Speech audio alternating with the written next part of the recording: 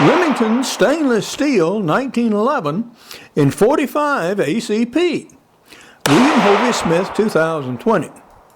I am an author, and among my books are a number of outdoor titles, as well as some business books. The most recent published is Create Your Own Job Security, although I'll have another one coming out later this month. I also have a new outdoor title, Hunting with Muzzleloading Revolvers, that is part of an ebook series on muzzleloading hunting that'll be available on January 16 from Amazon.com. This is Hovey Smith, the Backyard Sportsman, and we have a new gun in the house.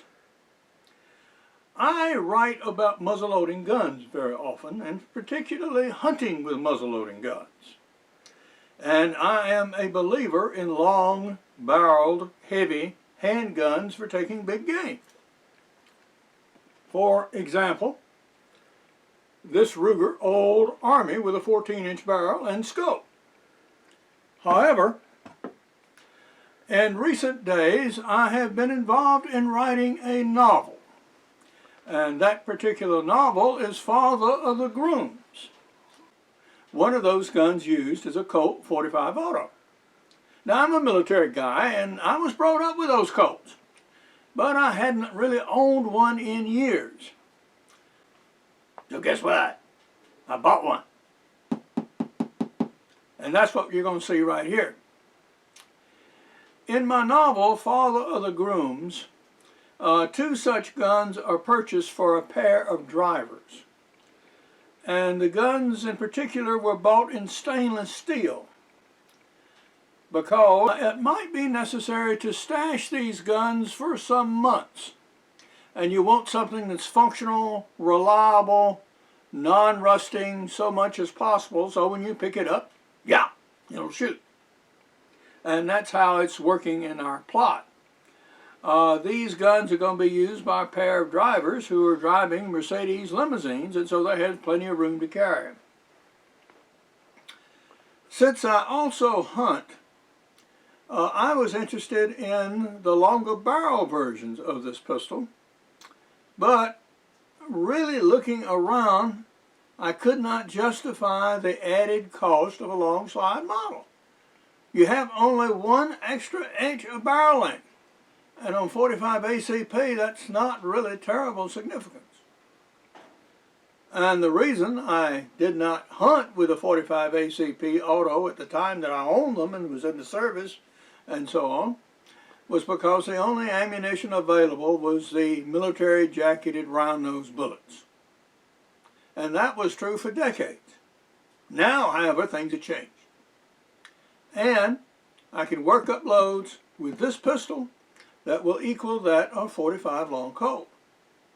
Or, again, my long barrel percussion revolver here, in that it will generate something approaching 500 foot-pounds of muzzle energy with a good expanding bullet. So we're going to take a look at it.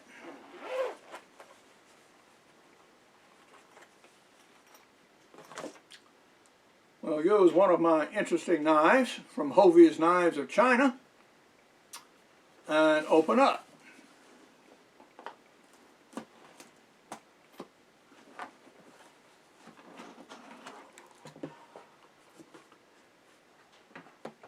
And so, what do we have?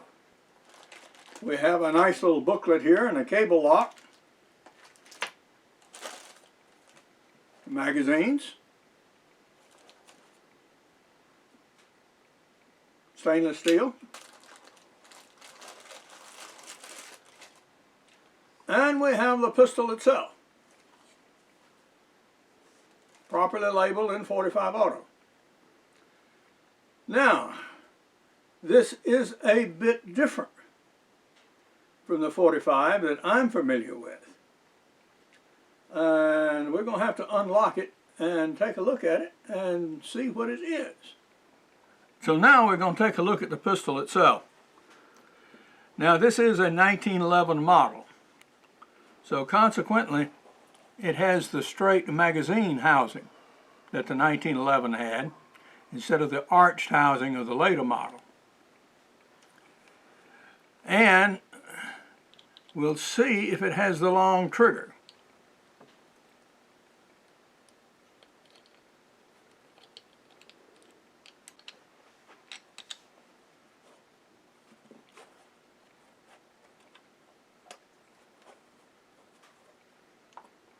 Okay, we'll remove the little trigger lock now. No, it does not. Now the markings, as you see, 1911R, serial number, 1911R1, okay. Feels good. Now one problem I always had with a 1911 was with the hand grip here. The hammer would pinch me. This uses a longer spur here to protect your hand. So even if you have a fleshier hand than mine, you're in good shape. So that's good. Obviously there's no ammunition in it, so let's try the trigger pull.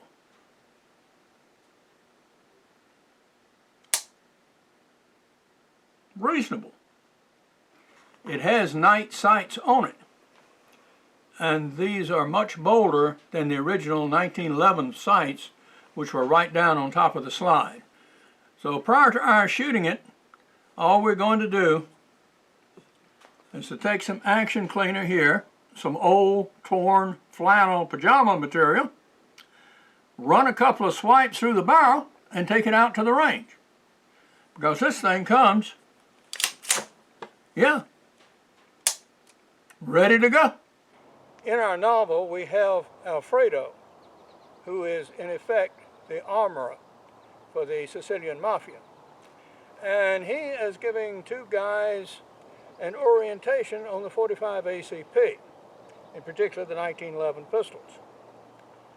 And the reason they have these particular guns is that the .45 by the Mafia and anybody else practically in Europe is almost never used because the guns are big, they're heavy, the magazines are limited in capacity, and they feel much more comfortable with the smaller, more compact 9mm. However, these guns are going to be carried in automobiles, so that is less of a problem. And they are intimidating, powerful weapons. So consequently, these are issued to our drivers, Michael and Vito, for use for self-defense and to protect their passengers. So we're going to load up and we're going to chronograph two different styles of ammunition. I have a few 185 grain hollow points, and I also have more 230 grain hollow points, which I'll actually employ in hunting situations later. But for right now, we just want to shoot for chronograph data as well as for accuracy. Our armorer, Alfredo, is going to have his students shoot from a sitting, braced, two-handed position with pistol. And the way this is done is that the legs are crossed, the elbow put on the knee, the magazine inserted, the gun loaded, the hand reinforces the wrist, and then you can get very careful control on the trigger.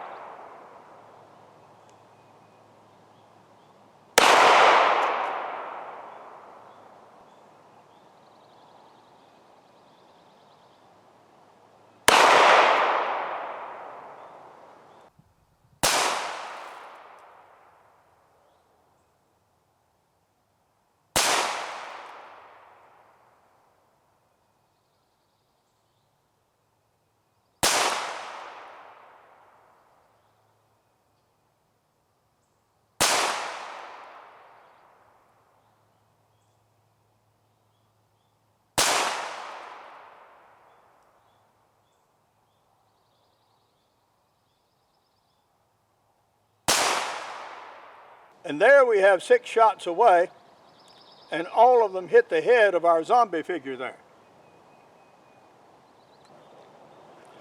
We're attempting to get chronograph data from the Hanson Cartridge Company 185 grain hollow points.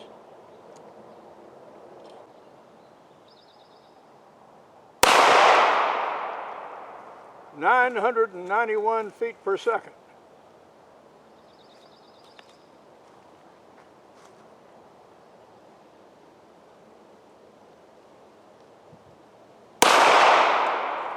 (1,010 feet per second).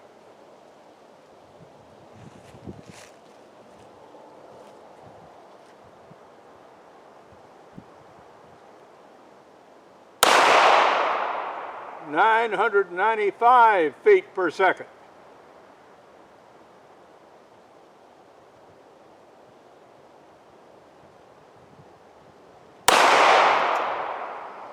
(1,014 feet per second).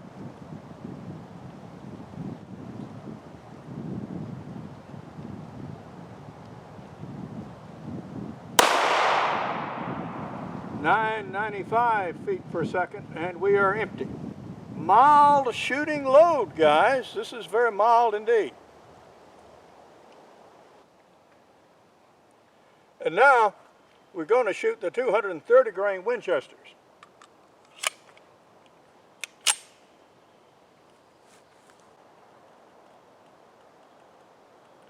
And this is a very stable position, by the way.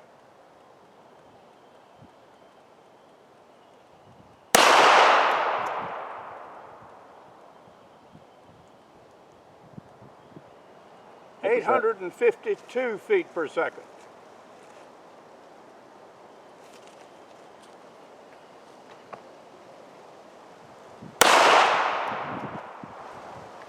(869 feet per second).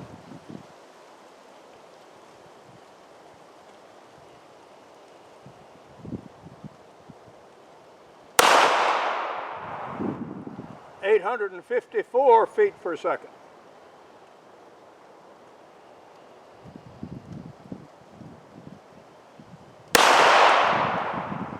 (861 feet per second).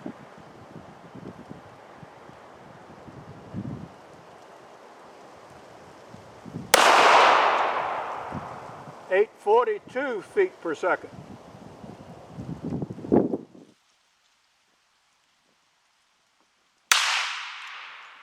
(870 feet per second).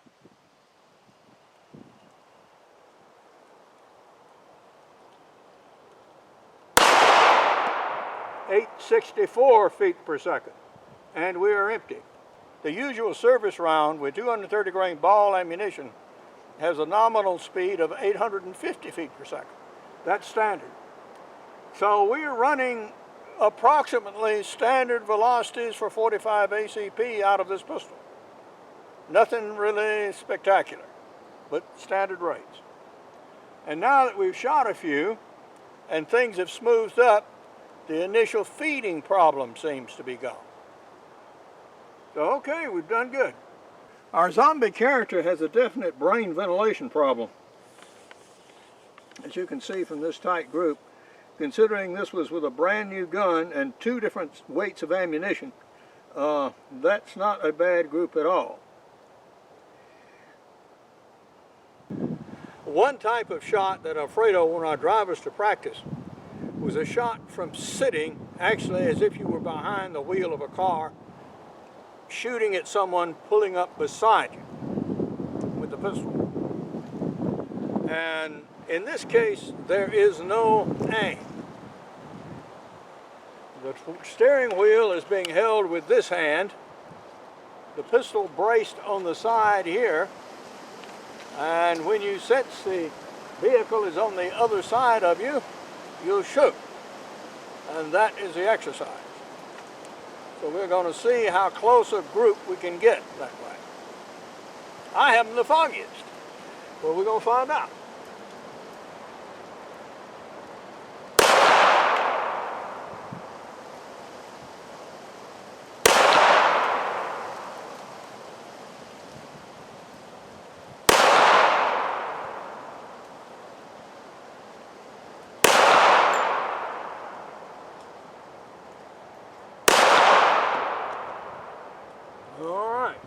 we did pretty good. I see 4 shots on the target from where I am, and they're scattered across the center about the width of a windshield. So we did pretty good. If we were shooting at someone driving a vehicle beside us, even without aim, at this range, we would have made it very hot for them inside, I guarantee you. The 1911 was designed so that its basic components could be removed by hand without the use of tools. And we're going to see if this one will allow that.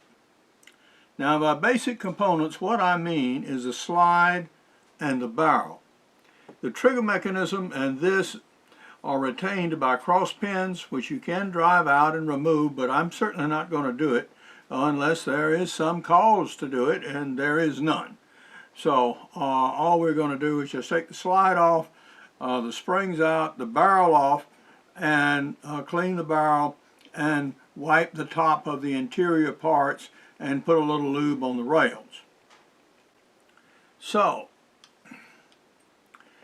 to clean, you relax the slide.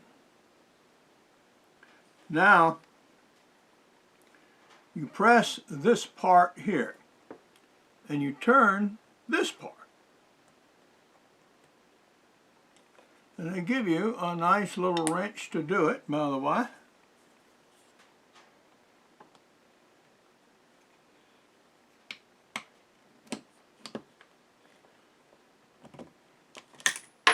Like that. And you saw the little end cap go flying in that direction, as it is prone to do. Then you take the slide back again. It's now no longer on the spring tension, and you index this lever so you can push out the pin from the other side with the fingers.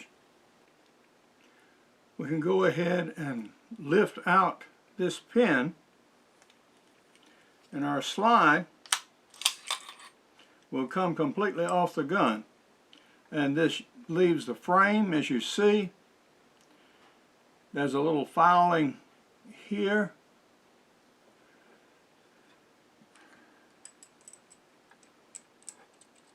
In the standard 45, the barrel would now just come forward. Other custom features are this cutout here, which allows for easier ejection. So there have been a number of internal modifications made to the gun to improve its shooting characteristics. Now, if you had a standard military issue pistol and you took it to a custom maker and you had the gun improved to this condition, of course it couldn't be stainless steel because the originals never were, at least not the military issue ones. You would be running easily $1,200 of custom work before it got back to you in this condition, with night sights but not adjustable ones, which would add another $100 or so. So at $699, I consider this pistol a bargain, and it shows every indication of being exactly that. I'm basically wiping off the action parts here.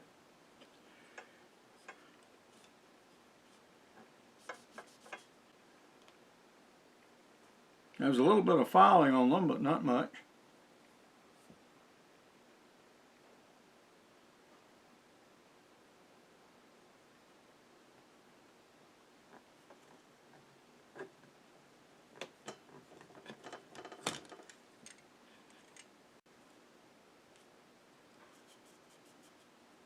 Now, a toothbrush and a little solvent takes care of this mechanism here, and will also help you clean up the interior of the slides and the rails and the feeding ramp.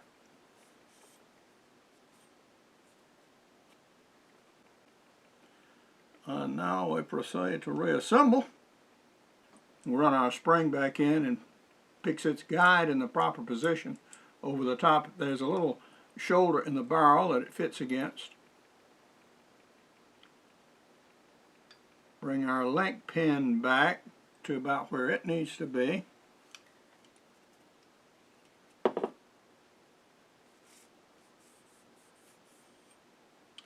Flash a WD-40 on the rails there and on the side.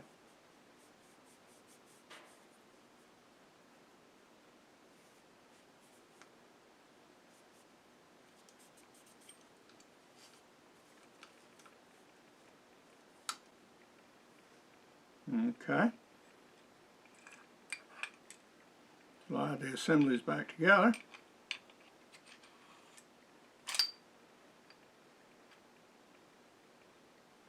You can see the link pin.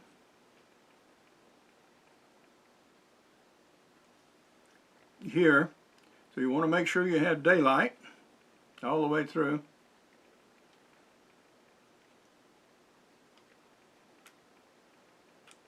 All right. And then here you press so that you depress the spring, thunk, and now you've got the slide and the barrel assembled. So that much is done. And start your cap back on again.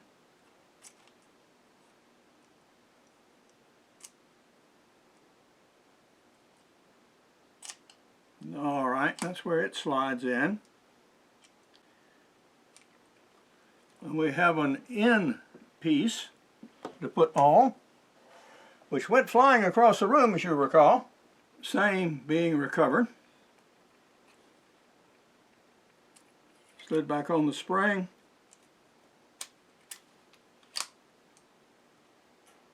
After some finagling, we have this plug for the spring now in, and this collet that goes around the barrel pushed over in this direction so it would clear. So we just depress it now, push it back in place,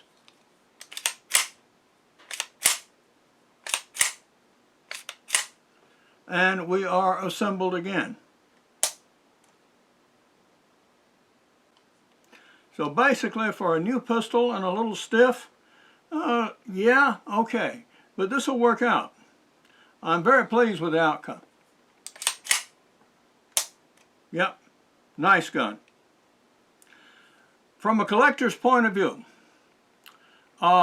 this was made in Huntsville, Alabama, and has got that mark on it, Huntsville, USA.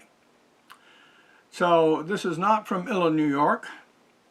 It is a 1911. It is a stainless 1911, and consequently this gun has some collector's value. If you bought one, by all means hang on to all the parts, including the boxes and the packaging and everything else that came with it. That enhances its value in the long run. But as a shooting pistol, as a functional pistol, it is far improved over the issue 1911. It's not quite up to the standards of a full custom gun, but it's certainly getting there. So I am very, very pleased with it.